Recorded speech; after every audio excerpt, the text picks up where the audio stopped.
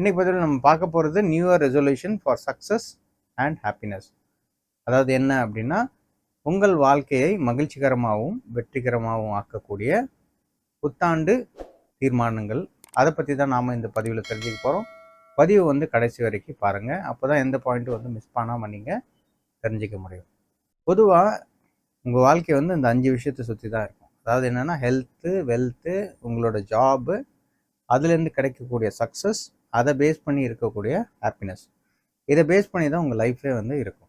இந்த 5 விஷயத்தை பேஸ் பண்ணி தான் உங்கள் லைஃப் இருக்க போகுது. அந்த 5 விஷயத்தை சார்ந்து தான் இந்த வீடியோ இருக்க போகுது. இதில் வந்து நம்ம ஒரு 8 பாயிண்ட் பார்க்க போகிறோம். நியூ இயர் ரெசல்யூஷன்ஸாக என்ன வந்து நீங்கள் வைக்கணும் அப்படின்றத பற்றி உங்களுக்கு ஒரு ஐடியா கொடுக்கறதுக்காக. முதல் பாயிண்ட் என்ன அப்படின்னா, எந்த ஒரு விஷயமும் ஸ்டார்ட் பண்ணுறதுக்கு முன்னாடி அதுக்கு ஒரு இலக்கு இருக்கணும். அந்த இலக்கை வந்து நீங்கள் நிர்ணயம் பண்ணணும்.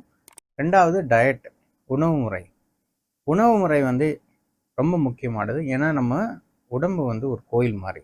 3வது முக்கியமான பாயிண்ட் எக்ஸசைஸ். எப்படி வந்து டயட் ரொம்ப முக்கியமோ அதே மாதிரி எக்ஸசைஸ் வந்து நம்மளுக்கு ரொம்ப முக்கியம்.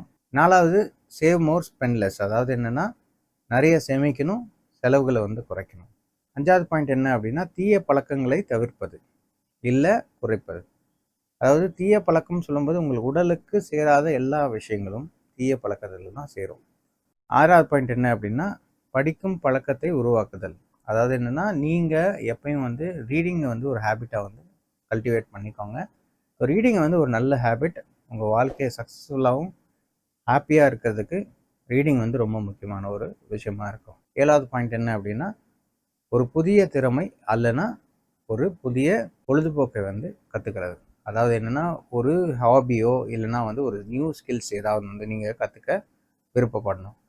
8வது பாயிண்ட் ரொம்ப முக்கியமான பாயிண்ட், ஃப்ரெண்ட் அதுக்கப்புறம் ஃபேமிலி கூட எவ்வளோ நேரம் ஸ்பெண்ட் பண்ண முடியுமோ அந்த நேரத்தை வந்து நீங்கள் அதிகமாக ஸ்பெண்ட் பண்ணுறது ரொம்ப நல்லது. இந்த பதிவில் நாம் new year resolution for success and ஹாப்பினஸை பற்றி தெரிஞ்சுக்கிட்டோம். இந்த பதிவு உங்களுக்கு பிடிச்சிருந்தா லைக் பண்ணுங்கள், ஷேர் பண்ணுங்கள், சப்ஸ்கிரைப் பண்ணுங்கள். உங்களுக்கு இந்த பாயிண்டில் வந்து எந்த பாயிண்ட் பிடிச்சிருக்கோ அதை வந்து நீங்கள் கமெண்ட் பாக்ஸில் வந்து கமெண்ட் பண்ணுங்கள். நன்றி, வணக்கம். உங்கள் நண்பன் எஸ் திருமணி கண்ணன், மனிதவள ஆலோசகர்.